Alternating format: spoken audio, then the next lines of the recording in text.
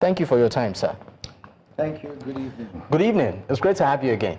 A happy Easter to you. A happy Easter to you too, sir. Let me just ask the big one here.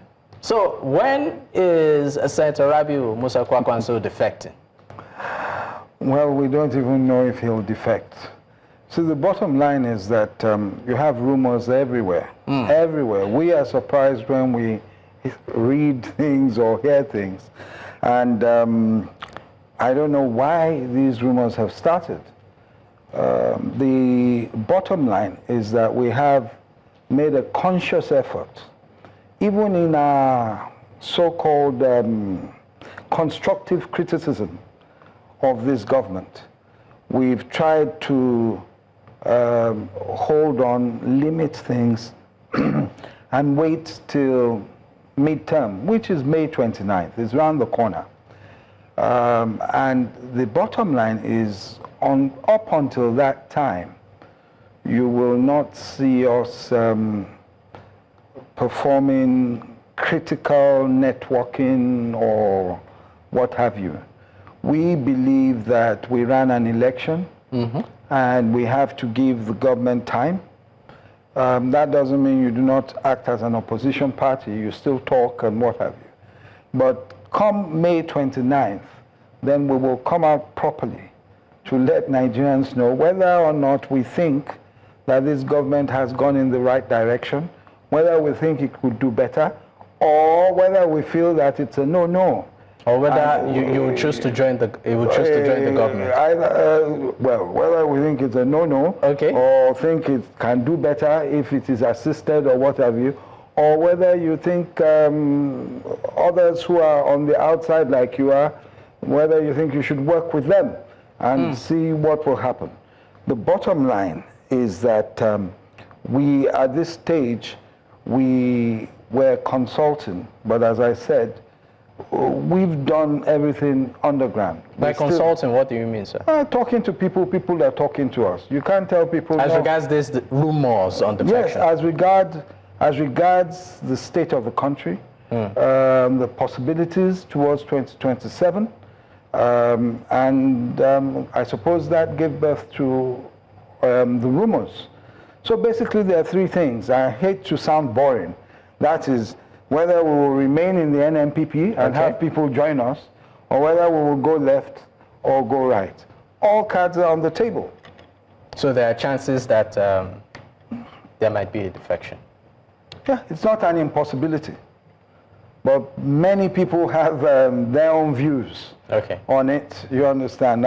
My friends know my views. I mean, a lot of people know my views, but my views are not the views of the party. Not necessarily the views of the party.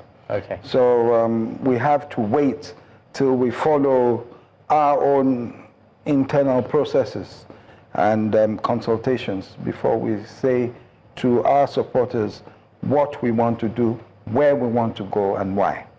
Let's leave that if at all. Slightly and talk about a chieftain within the party that has received knocks from the chairman of the APC. I'm talking about Bola Galadima, who, of course, the former governor of Kano State, who is now the chairman of the APC, Ganduje, did fire back at him as regards some statements he made, within the political space. He described Mr. Bola Galadima as a failed politician. I want to get his words right. A failed politician with no political base. One word. I know that Bola Galadima is a strong member of the NNPP. And he went on to say that his developmental projects are still littered across Kano, talking about when Ganduje was the governor, but went back to describe Bola Galadima and his party. He used the word factionalized. Let me read the word exactly. It says, the same cannot be said of Bola Galadima's NNPP, which has continued to suffer serious lacerations due to intractable and untreatable factionalization. End of quote. Well, the first thing I say is that Ganduje's words are inconsequential. 2, Ganduje needs to go and open the dictionary and learn the meaning of the word factions. or faction or factionalized. He really needs to go and learn it. Is that factions within the NNPP? No, there isn't. We don't have a faction, we don't have factions within the NNPP. You have some people who are expelled, who carry the logo, an old logo that has been changed. The logo is not before INEC.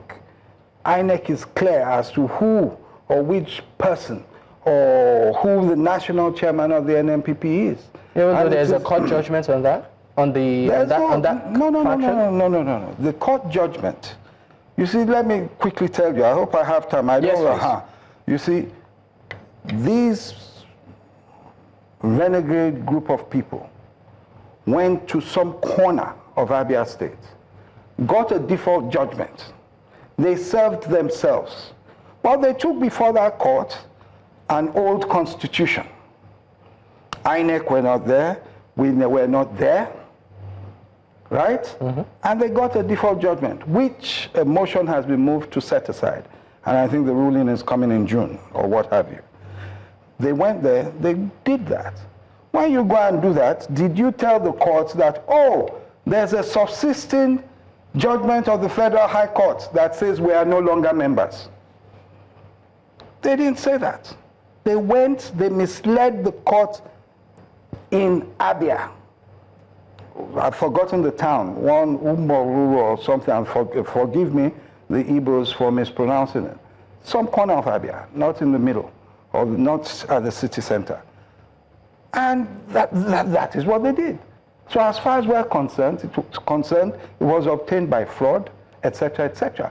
But are we disobeying it, pending the setting aside? The answer is no. We're not disobeying it. Because any ruling or order they got was regarding the old NNPP with the basket of fruits. They forgot, in their funny business, you understand? They forgot that in April 2024, the logo and colors and constitution of the NNPP had been changed to red and white, educational book, etc., etc. Do you understand what I'm saying? So that judge ruled, by default, ruled regarding what they brought before him, which was the old constitution. Mm. So let's come back to So it's simple. So Ganduje himself, you know, I don't want to waste my time with him. I keep telling people, if that is the sort of person or character that the ruling party of a country, someone who has refused to go and face the allegations before him, before a court of competent jurisdiction in Kano. People saw the viral video of the Agbada and the dollars. No one can say they didn't see that. But if he has refused to do that, and this government keeps propping him up, do you understand? Then maybe we are where we are at. If that party sees that this is the person that should be our flag bearer, I know we'll talk about the candidates for that, but this is our national chairman. He is an example to people in the country. Then I'm not surprised that the economy is where it is and the party has not been able to date. This is Ladipo Johnson talking now, not the NNPP.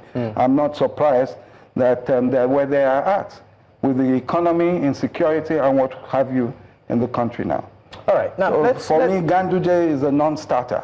In spite of what some would say, maybe might have been some achievements in Kano State while he was governor. Look, let me tell you. That he made even reference to in his statement. How many students, if you give them a pen to score themselves, will tell you the actual truth? He scored himself. Let people of Kano State score him. They scored him. In 2019, they scored him, sent him out. INEC came with incomplete, or what was it? And then they had a rerun. There was some magic. Fine. Came again in 2023. The people rejected him again. What you have to bear in mind is that the NNPP won Kano without a sitting councillor, member of House of Assembly, or any appointee. They did it from zero to where they are at. it shows you that the people rejected the government that had been there for 8 years before. All right. Let's look at 2027. Yes. A lot of, what I call it, permutation, a lot of consultation, political consultation has started going on. And we are even hearing talks around a coalition with some key names being involved in all of this. Now, for the NNPP, 2027, what is that strategic, what I call it, leverage that you feel your party has? Well, what I'll say is that the issues that were at play in 23, yes, might not necessarily be at play in 2026, 27. We have been trying to grow the base of the party, to ensure that the party is spreading, and ensure, more importantly, that it is such that could take in people, could attract more people to it. That's the bottom line. We've been trying to do that, and we are still doing that. As I said earlier, we are at a stage where we've started discussions with some people, with some groups. What I'll just say outright to those who are out there looking at what might happen vis-a-vis the issues that you have in virtually all political parties, one thing or the other. Internal crisis. What you might find moving into 2027 is not a merger of parties, but, as you said, a coalition. People deciding to work together. And not along party lines or along individuals. No, it might be along what I said. Let me break it down. Okay. It might be difficult, for instance, for Atiku Abubakar to bring the PDP as a whole, or the PDP officially, over to a coalition with El Rufai and Co. and the SDP. It might be impossible for him to do that, because you know that Wike, on the other hand, has members of the National Working Committee, has some people. Now, the PDP governors are also there. So you are looking at three different sides. Example. Now, who can bring the PDP across for a merger? Who can tender the registration of the PDP with any other party? The answer is probably no one. But if Atiku has his people, if he has a movement like the Kwankwaso or the Obedient movement or what have you, you can move anywhere you want to move to. You can enter into an agreement, maybe with an existing party or with some other movements, to go to an existing place. All right. So people should stop thinking, oh, it's not possible. Which party wants to merge? Individuals, you cannot stop us from our freedom of movement, freedom of association. All right, because we're really pressed for time, we'll go on a quick break, and when we return, we'll still dwell, on these issues ahead of 2027, and some speculations around quarters that many of the opposition parties have moves planted in them to destabilize them. Yeah. And you talked about the NNPP being open. What is being done to sort of vet who comes in, or maybe who leaves? We'll talk about that and more when we return. Stay with us. Many thanks for staying with us. It's still Politics HQ on News Central Television. I still have my guest with me, Ladipo Johnson, as National Publicity Secretary of the NNPP, joins me live in the studio. Thank you for your time, sir. Now, quickly, before we close the curtains, what is the NNPP doing to vet moles? Because there are strong political speculation that there are moles planted across, largely the opposition party, maybe some individuals planted to destabilize the party and then leave. You talked about your party opening its doors for new entries. What are you doing to vet these individuals that come in? Oh, look, it's politics. You do your best, but it's never foolproof. You have people who started out together. Look at Ganduje you spoke about. He was Kwankwaso's essay. He was Kwankwaso's deputy governor. You understand? Etc., etc. And immediately after he won his elections, even before his swearing in, things changed. So there are people like that. Politics has all sorts of characters. You cannot say that, oh, Ladipo Johnson will be here tomorrow. Not a matter of death. So people change. People change. So look at Minister of the Federal Capital Territory, vis-a-vis the PDP. He was there for many years. He swore heaven and earth, if I leave the PDP, if I do this, if there's no godfatherism, whatever, he's gone against everything he said. Tell anyone in PDP now that he's not, they'll think he was placed or whatever, how many years ago, which is not what happened. Well, he changed. He decided that, okay, I will hold you down whilst I do what I want to do. So those are the things. We are fortunate that at the moment, those who are shouting are outside the party. But as you say, as we're seeking to grow the base, what if some people come in and this and that? That's politics.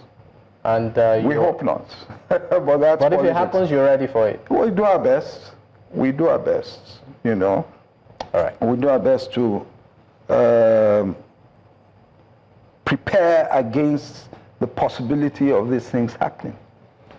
Thank you for your time. Ladipo Thank you Johnson. very much for having me. It's been a pleasure. Thank you. Ladipo Johnson is the National Publicity Secretary of the NNPP, and of course has been here discussing some recent developments within the party. Well, this is the beat we can take today. In case you missed out, you can catch up on our YouTube platform. That's at News Central TV. We are live on GoTV channel 23 now. You can watch us there, and you can choose to follow us across social media with the handle. It's there on your screen. You can choose to follow me personally at Dakwo at Digboyi. Until I come your way tomorrow, good night.